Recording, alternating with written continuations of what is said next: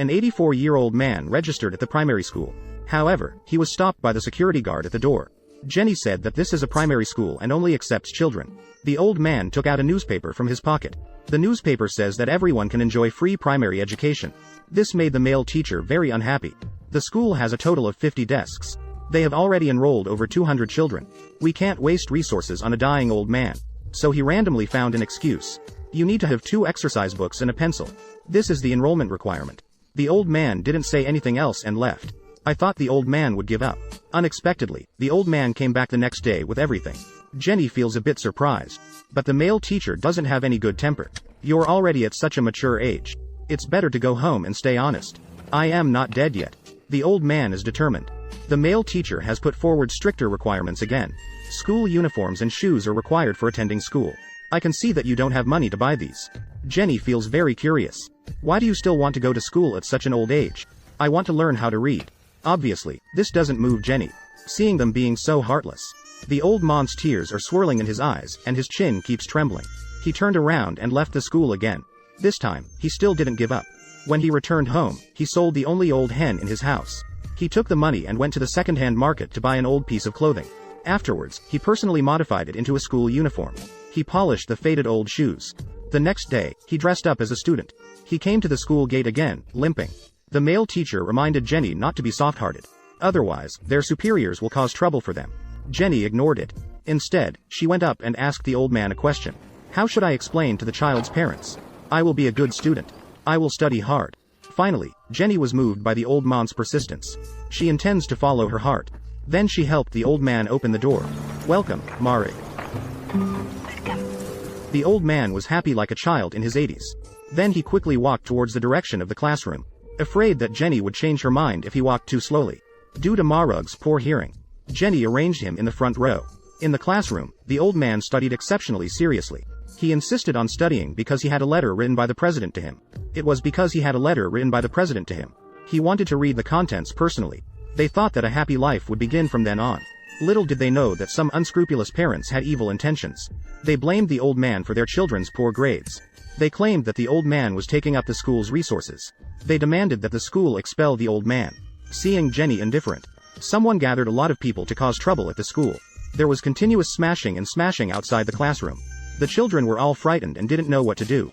The old man had no intention of spoiling them. He rushed over with his cane in hand. He gave those people a fierce beating. Everyone knew not to mess with the old man. They had no choice but to turn around and leave. However, the matter did not end there. Since they couldn't get rid of the old man, they started targeting Jenny. First, they threatened Jenny over the phone. Be careful when you're alone. Then they started provoking their marital relationship over the phone. They said Jenny was not behaving properly here. Fortunately, her husband trusted Jenny very much. Jenny also had no intention of compromising with them. However, an accident happened during the break that day. The old man who was resting saw a child being bullied. He stood up angrily and walked over. He picked up his cane and started disciplining the bully. This scene happened to be witnessed by the visiting school director. The old man was then expelled from the school. If he wants to study, he can only go to an adult school. First, he needs to walk a long distance. Without money, he can't afford to take a bus. He can only walk slowly, limping. After walking for who knows how long, he finally arrived at the school. On the first day, the 84-year-old man reported to the school. However, he was stunned by what he saw. The corridors were filled with students chatting and laughing. The teacher was giving a lecture on the stage. The students below were playing and fooling around, walking around in the classroom. They didn't pay any attention to the teacher at all. The teacher was just going through the motions to complete the task. As for what was being taught, the old man couldn't understand it at all. It's basically impossible to study here. So the old man found Jenny again. He hoped that Jenny could help him return to school. Jenny made a round of calls to the school board. However, they still firmly refused. The old man left angrily. Jenny also didn't know what to do. The next day in class, Jenny saw the old man leading the children in singing. All the classmates were very excited to learn from him. The old man said he came to say goodbye to the students.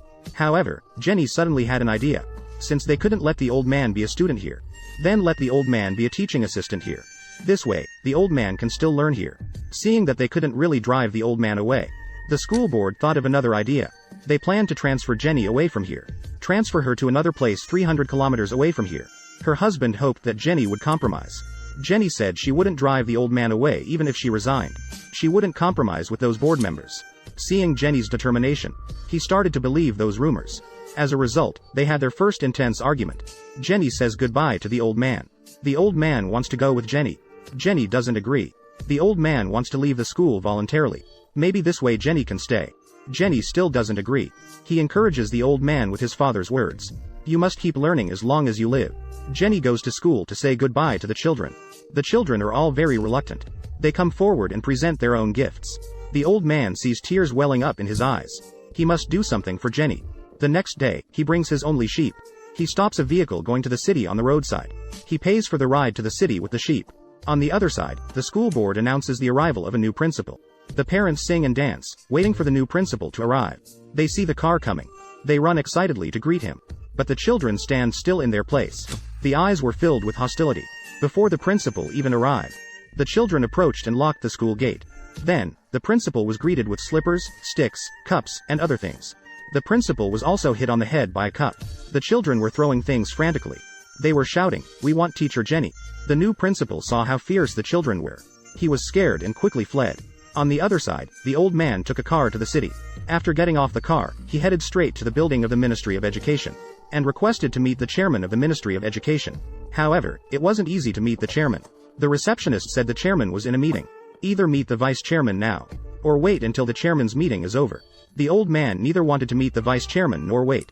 So, taking advantage of the receptionist's busyness, he quickly got up and walked through the gate. By the time the receptionist realized, it was too late. When she caught up with the old man had already burst into the conference room. The leaders were not particularly surprised to see the old man. They had all heard about the old man to some extent. The old man pointed at the photos on the wall and said, "These people sacrificed everything for your generation. Without them, you wouldn't be here." Before this, only the portrait of the Queen of England hung there. The old man walked forward and put down his cane. Then, he started taking off his clothes. The old man took off his shirt and turned around. The scars on his back were shocking to see. He said that these were all the cruel actions of the British towards him. They crushed his skull. They cut off his toes. It turned out that the old man used to be a member of the Revolutionary Party. They revolted against the oppression of the British colonizers. However, they were suppressed by the colonizers. A large number of revolutionary soldiers were arrested and thrown into prison. They suffered inhumane abuse here. The reason the old man walks with a limp is because they shattered his knee. It's because they shattered the old man's knee. The reason the old man has poor hearing is because they once stabbed his ears with sharpened pencils. It's because they once stabbed the old man's ears with sharpened pencils. The reason the old man gets so emotional when he sees school bullying is because it reminds him of the colonizers' cruelty towards them. It's because it reminds him of the colonizers' cruelty towards them. The reason the old man sheds tears when he sees others' happy families is because he once had a happy family too. It's because he once had a happy family. Not only did he have a young and beautiful wife, but also a lovely child. However, all of this came to an end during the revolution. The colonizers not only killed his child, but also his pregnant wife. The old man could only watch all this. He wanted to struggle and resist, but he was forcefully pinned down to the ground. He sacrificed everything for this country. The old man told the leaders, "We must learn from history. We must not forget. But we must do better. We need good teachers. What we sow for children, we will reap."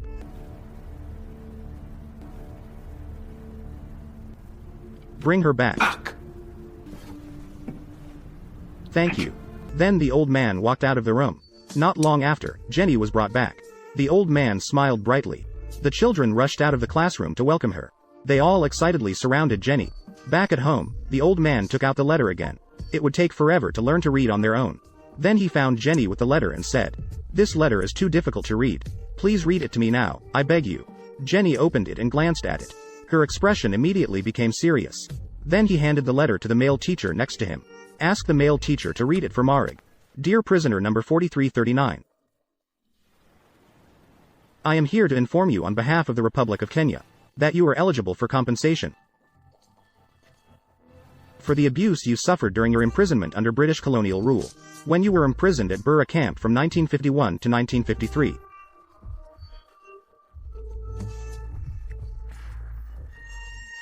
And at Isiolo Camp from 1957 to 1959.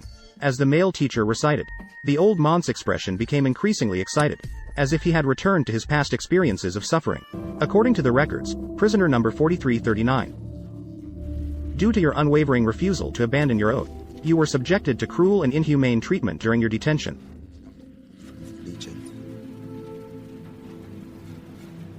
Thank you for the brave sacrifice you made for the liberation of our country. Your Excellency, President of the Republic of Kenya. Jenny listened with tears in her eyes. The old man listened with tears streaming down his face. We are where we are today because of you, Marag. The old man's sacrifices have finally been recognized. The old man did not intend to stop learning after finishing reading. He said he wants to keep learning until old age. The movie First Grader ends here. This is a movie based on a true story. The prototype of the story is named Kamani Marouge. As the oldest person to attend primary school, he also achieved a Guinness World Record, and was invited to the United Nations in New York. He gave a speech titled The Power of Education to World Leaders.